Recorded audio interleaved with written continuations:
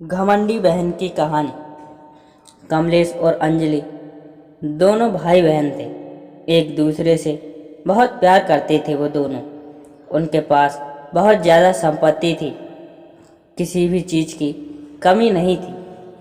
माँ पापा कमलेश और अंजलि की सारी इच्छा पूरी करते थे। कमलेश घोड़े पर बैठना सीख रहा था। उसके पास एक शानदार घोड़ा था। थोड़े दिन बाद अंजलि की शादी हो गई। जहागीरदार के घर में उसकी शादी की। मायके वालों से भी ज़्यादा अंजलि के ससुराल वाले अमीर थे। कमलेश भी अब बड़ा हो गया था। उसकी शादी बाकी थी, परंतु अचानक उसके पिता की मौत हो गई और कुछ दिनों बाद माँ की भी मृत्यु हो गई। कमलेश अब अकेला रह गया था। अंजलि भी 4 दिनों के लिए मायके आई थी, पर वापस भी चली गई अपने ससुराल। अब सारा कारोबार कमलेश के कंधों पर आया था, पर उसे अनेक लोगों ने फंसाया। एक बार बड़ी डील की, पर उसमें उसे घाटा हुआ और कमलेश बर्बाद हो गया। उसकी खेती जब्त हो गई, घर की नीलामी हो गई। ऐसो आराम में रहने वाला कमलेश अब उसके बुरे दिन आ गए।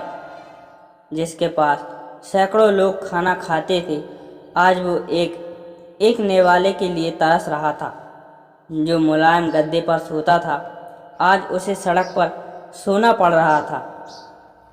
जिस कमलेश को हजारों लोग पहले हाथ जोड़ते थे, वही आज सबके सामने हाथ फैला रहा था। कमलेश ने सोचा अपनी बहन के पास जाए, लेकिन अमीर बहन के पास भिखारी जैसे कैसे जाऊं, जिसके पास पहले हाथी घोड़े पर बैठकर जाता था, आज उसके पास पैदल कैसे जाऊं। जरी के पोशाक में पहले जाता था, अब वहाँ फटे हुए कपड़े में कैसे जाऊं। परंतु कमलेश मन में बोला, प्यार अमीरी और गरीबी नहीं देखता। मेरी बहन मुझे अपने पास क्यों नहीं आने देगी भला। मुमकिन नहीं है ये कि वो मेरी हालत की वजह से मुझे धिक्कारे। वह बहन के पास गया, दरवाजे में खड़ा हुआ। ऊपर छत से बहन देख रही थी। कमलेश ने ऊपर देखा, पर बहन अंदर चली गई। कमलेश को लगा बहन नीचे मिलने के लिए आ रही है, पर कोई आया नहीं। दरवाजे पर खड़े नौकर ने पूछा, कौन हो तुम? यहाँ क्यों खड़े हो? चोरों के जैसे निकलो यहाँ से। कमलेश बोला, मेरी बहन का घर है ये, उसे अंदर जाकर बताओ। जाओ। नौकर हंसकर घर में जाकर वापस आया। वह कमलेश को बोला, चलो वहाँ तवेले में आपको खाना लाकर देता हूँ, वह खा लो और जाओ यहाँ से। कमलेश ने पूछा, बहन ने क्या कहा? नौकर बोला, मैम साहब बोली होगा कोई भिखारी, बैठा दो तवेले में, दे दो उसे बासी खाना। कमलेश तवेले में गया और उसकी आंखों में आंसू आने लगे। उसे नौकर ने सूखी रोटी दे दी। कमलेश ने वह पर एक गड्ढा खोदा और वहाँ पर वह रोटी दबा दी। पानी पिए बिना वो वहाँ से चला जाता है। उस दिन के बाद कुछ सोचकर कमलेश दूसरे देश चला जाता है। वहाँ के राजा का वह नौकर बना। एक बार उस राजा को बहुत कठिन समस्या आई। कमलेश की सलाह से राजा उस समस्या से बाहर निकला। कमलेश ने खुश होकर राजा ने उसे मुख्य प्रधान बना दिया। कमलेश के कहने मुताबिक राजा सब काम करने लगा था। नए प्रधान के रूप में कमलेश की वाहवाह होने लगी। कमलेश ने अब शादी भी कर ली। वह बड़े बंगले में रहने लगा। अब अपनी बहन को जाकर मिले, ऐसा उसे लगा। तभी वह अपनी पत्नी के साथ बहन के घर निकला।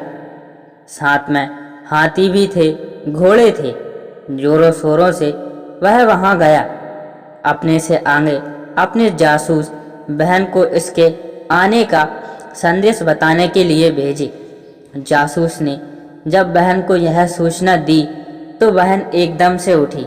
वह अपने पति के साथ दरवाजे में खड़ी रही अपने भाई के स्वागत के लिए। ढोल नगाड़े बज रहे थे। बड़े ठाठ से भाई बहन के घर आया। दूसरे दिन बड़ी मेजबानी थी। गांव के बड़े बड़े लोग को न्योता दिया गया। चंदन के टेबल थे, चांदी की थाली थी, पंच पकवान थे। सारे लोग टेबल पर बैठने वाले ही थे। उतने में भाई एकदम से उठा। सारे चकित हो गए। क्या हुआ? सब पूछने लगे। और कमलेश एकदम से तबेले में गया। वहां पर उसने गड्ढा खोदकर जो रोटी उसमें डाली थी उसने वो रोटी निकाली। अंजलि कमलेश को बोली, भैया यह क्या पागल जैसी हरकतें कर रहे हो? वह बोला, दीदी तुम्हारे भाई को बैठने के लिए तबेला और खाने के लिए बासी रोटी ही योग्य है। यह सब भाई के लिए नहीं है। यह मेजबानी भाई के लिए नहीं है। यह सारा मान सम्मान भाई के लिए नहीं है। यह सब तुम मेरे पैसों की वजह से कर रही हो। यह सब सुनकर अंजलि को अपने उस बुरे बर्ताव की याद आई जो कभी उसने अपने गरीब भाई के साथ किया था। उसे अपने किए का पछतावा होने लगा।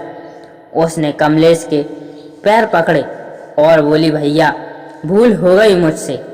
आप अपनी इस नादान बहन को माफ़ नहीं करेंगे क्या?